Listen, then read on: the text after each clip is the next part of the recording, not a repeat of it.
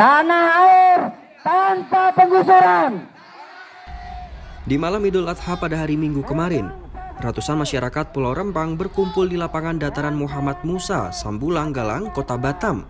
Tahun ini perayaan malam suci Lebaran Haji tidak hanya dipenuhi doa dan takbir. Mereka yang datang membawa obor bambu juga menyerukan penolakan terhadap proyek strategis nasional Rempang Eco City. Selain itu, warga juga membentangkan spanduk penolakan di tribun penonton dan membentuk formasi tulisan tolak relokasi dengan obor dan lilin berwarna. Dengan adanya aksi ini, mereka percaya bahwa dengan bersatu dan terus menyuarakan penolakan, masyarakat bisa menghentikan proyek strategis yang dianggap merugikan tersebut. Kegiatan malam ini adalah bentuk daripada perjuangan yang selama ini kami jalankan, kami perjuangkan. Sampai kapanpun sampai kapanpun kami akan berjuang.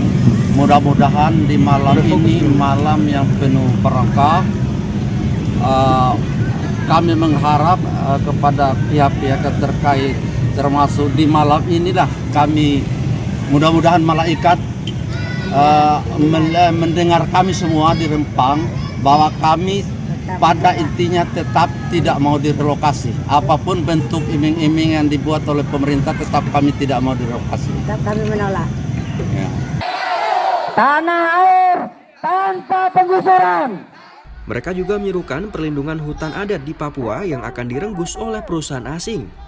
Mereka mendukung untuk menghentikan perampasan hutan adat milik suku Auyu di Papua Selatan dan suku Moi di Papua Barat Daya yang akan dijadikan perkebunan kelapa sawit. Berbahasa satu. Bahasa.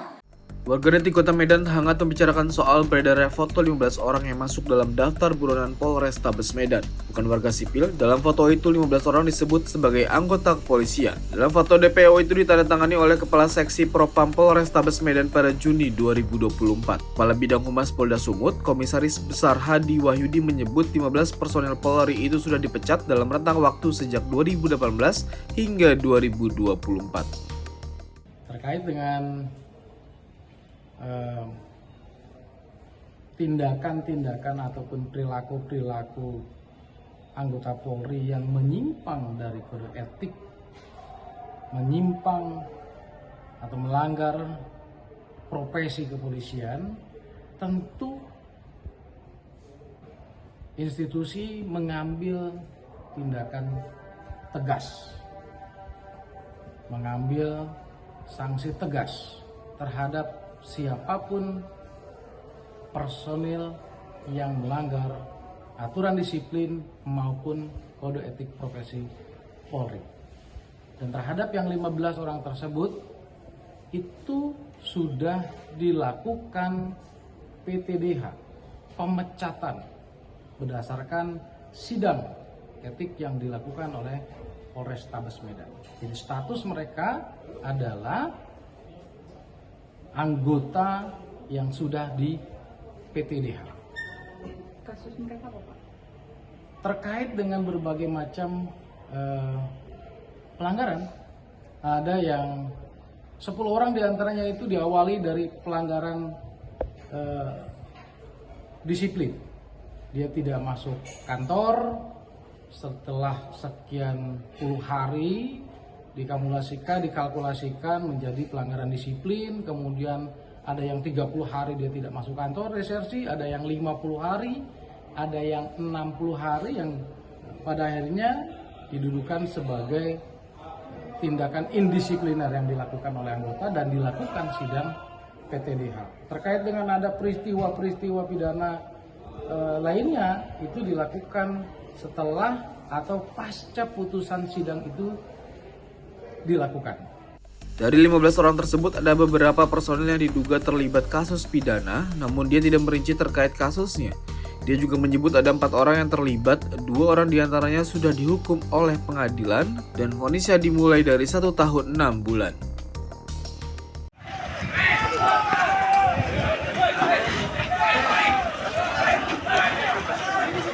Rabu 19 Juni kemarin, KPU Lombok Barat lalu Rusdi Iskandar menegaskan perhitungan surat suara ulang caleg PKS, anggota DPRD Lombok Barat Dapil 2 Kecamatan Lembar dan Sekotong tetap jalan terus meskipun ada aksi dari massa yang menggeruduk kantor KPU Lombok Barat di hari tersebut. Perhitungan surat suara ulang tidak terpengaruh dengan adanya kedatangan massa karena mereka harus menjalani perintah sesuai dengan putusan MK. Hal ini pun dianggap biasa dan KPU Lombok Barat tetap akan menjalankan tugasnya sesuai dengan perintah konstitusi. Perhitungan surat suara ulang ini sudah disosialisasikan bahkan sebelum pelaksanaan hitung ulang ini. KPU sudah melakukan koordinasi dengan semua partai politik, pihak keamanan dan juga Pemda Lombok Barat. Sementara itu, Ketua Bawaslu Lombok Barat Rizal Umami menyebutkan sesuai putusan MK, Bawaslu melakukan pengawasan ketat terkait proses perhitungan surat suara ulang pada 83 tempat pemungutan suara di Lombok Barat.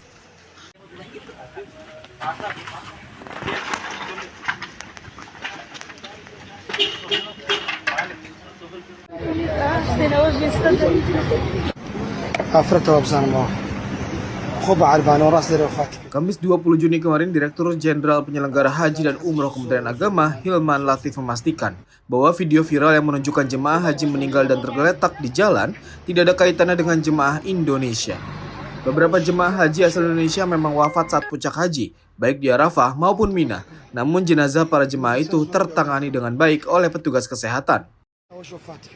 Saya dikonfirmasi atau ditanya tentang viralnya gambar, foto atau video ya yang menggambarkan jenazah yang terletak, ada yang di atas kursi roda, ada yang di jalan dan lain sebagainya.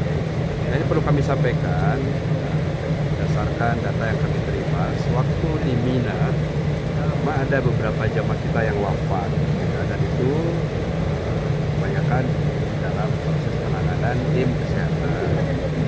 Jadi jamaah kita yang wafat di Mina itu jumlahnya kemarin adalah 27 jamaah. 27 jamaah. Di Mina saja, Pak? Di Mina. Ya. Ada yang di tenda, ada yang setelah kecapean melakukan jumroh, ya. Kemudian banyak di KHI. Ya, sudah ditangani, tapi kemudian menguruskan nafas dan lain-lain.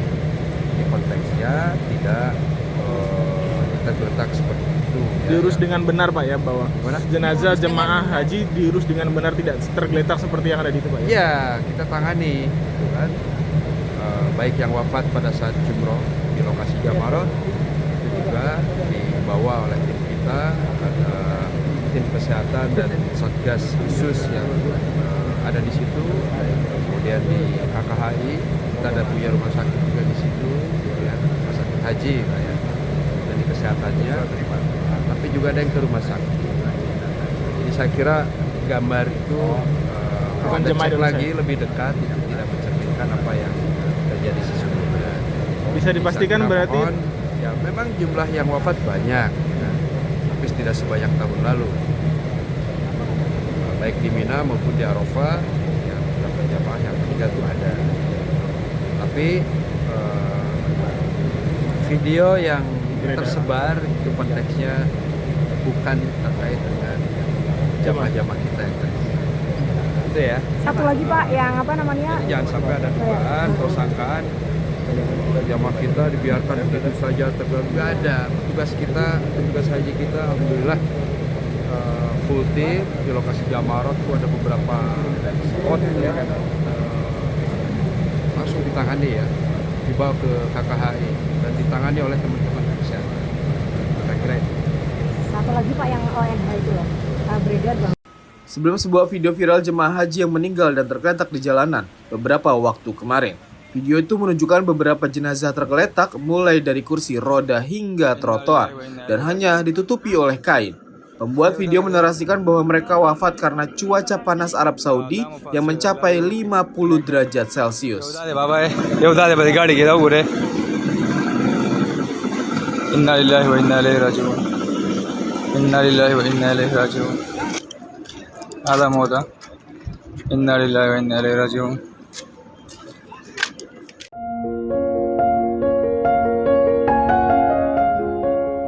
Kamis 20 Juni kemarin, petugas gabungan dari Dinas Sosial Kabupaten Madiun bersama masyarakat mengevakuasi Mbah Nyoto, seorang lansia berusia 80 tahun yang berasal dari Rejosari, Kabupaten Madiun. Selama 7 tahun terakhir diketahui Mbah Nyoto tinggal di dalam gua. Kondisinya pun memprihatinkan, lubang tersebut bahkan bersebelahan dengan tempat pemakaman umum Desa Sidomulyo.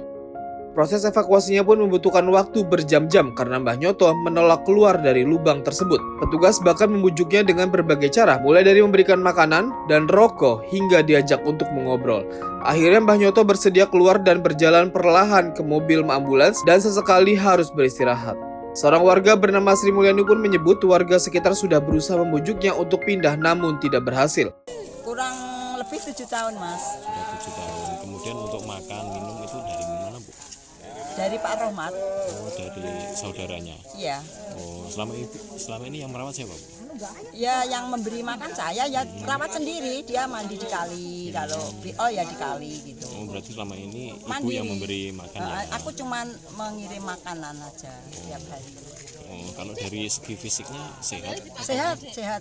Ya, tapi saya nggak bisa komunikasi, ya hanya ngasih ngantar makan. Nanti dia yang muni mantuk gitu. Tapi ini memang hidup di dalam lubang ini sudah berapa lama memang sejak awal? Ya sejak ketemu sampai sekarang 7 tahun. Waktu yang kemarin saya nggak tahu kan, nggak mengikuti terus toh. Saya tahu sejak ketemu terus orang ini ternyata di tempat itu, di gua itu, ya sudah itu mulai saya rawat. Berarti 7 tahun Bu ya di 7 sini? tahun, Ya? 7 tahun. Berarti itu yang membuat Bapak Nyoto sendiri? Iya. Kira-kira ya, ini jawabannya nggak kira-kira. Tapi nek melihat beliau itu ya bisa mengopeni dirinya sendiri, nyatanya ya bisa ke kali. Beliau kan orangnya bersih tuh. Sementara itu, pelaksana tugas Kadinsos Kabupaten Madiun, Agung Budiarta menyebutkan bahwa Mbah Nyoto akan dibawa ke Blitar untuk mendapatkan perawatan lebih lanjut. Ternyata dia berpenduduk Rejosari tapi berada di Sidomulyo. Tentunya kita melakukan asesmen pada mereka. Dari keluarga mereka sudah tidak mampu lagi untuk merawat mereka. Tentunya kami dari Dinsos untuk membuat upaya-upaya yang mana kita di UPT lansia kita juga penuh. Alhamdulillah dari Mas Arif ini dari Blitar ini mau menampung atau merawat mereka.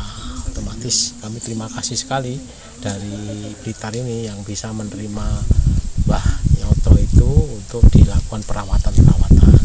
Tentunya kami dari Dinsos Kabupaten Madiun akan terus memantau perkembangan mereka di sana. Semoga harapan kami akan menjadi lebih baik karena mereka dalam kondisi sehat. Terus dia juga mungkin ada depresi atau apa, kita juga belum tahu. Nanti tentunya di Blitar tolong Mas Arif ya untuk perawatan dari sisi kejiwaannya. Dia sudah terjamin BPJS, otomatis segala perawatan mereka sudah dibiayai, dijamin oleh BPJS Kesehatan. Tentunya kami juga terus akan memantau perkembangannya dan apabila ada upaya-upaya yang bisa kami lakukan untuk membantu dari LKS Blitar, kami akan terus upayakan hingga mereka menjadi lebih baik supaya dia layak lah untuk hidup sebagaimana kita semua sama lah. Dia tidur di bawah tanah, ditutupi hanya dengan seng, setiap harinya ada di dalam lubang itu kan tentunya kami juga prihatin dan kami melakukan upaya-upaya itu. Alhamdulillah hari ini akan kita upayakan, kita kirim ke Blitar. Ini sudah berapa lama di tempat ini? Sudah bertahun-tahun di sini, tapi kan tidak ada laporan masyarakat. Kami juga terima kasih kalau semua hal tentang pemerlu pelayanan kesejahteraan sosial ini dilaporkan pada kita. Kami pasti akan mencarikan solusi, biarpun solusi itu perlu proses. Kalau selama ini untuk makan dan ini kebetulan kakaknya kan juga mampu yang ada di Sidoarjo, tapi kakaknya itu mensuplai kepada tetangga sini uang untuk memberikan bantuan makanan itu. Tapi setiap hari diberikan makan dan sudah berjalan. Namun ini kita kirim ke Blitar ini sudah persetujuan keluarga semua dan disetujui, dan pemerintah desa pun juga bertanggung jawab semuanya karena bagaimanapun juga mereka adalah penduduk sini. Jadi tentang hal-hal yang misalkan buruk, desa juga harus hadir, Dinas Sosial Kabupaten Madiun juga hadir. Bukan berarti kita melepas ke Blitar, enggak. Kita ini bermitra lah dengan Blitar untuk. Mbah Nyoto pun akan mendapatkan jaminan BPJS Kesehatan agar bisa hidup layak seperti manusia pada umumnya. Selama ini, ia hanya diberi makan oleh warga sekitar.